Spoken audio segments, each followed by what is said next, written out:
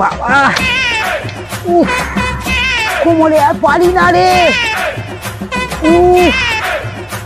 বাবরে একটা বিড়ি খাই। আর একটা বিড়ি না খেলে কাজ হচ্ছে না। আমার তো দেশলাইটা নেই।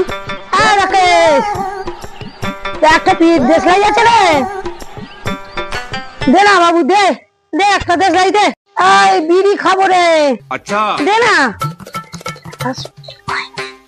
ও দেশলাই দাও, দেখছি আমার কাছে একটা দেশলাই আছে, কিন্তু দেশলাইতে তো কাটি নেই। জানো রাকেশ, তো বিড়ির কাছে দেশলাইটা নিয়ে আয় না, একটু খাবো রে বাবা, আরে কাজে মন বসছে না। যা।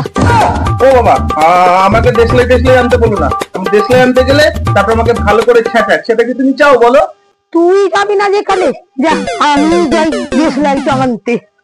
আমি যাই, চলো।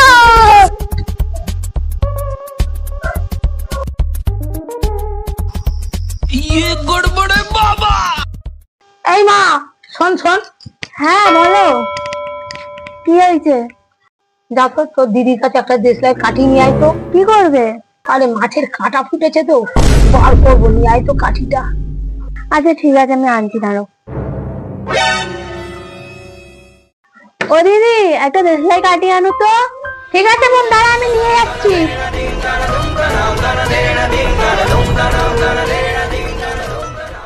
মাছের কাঁটা দাঁতে ফুটেছে, এই না।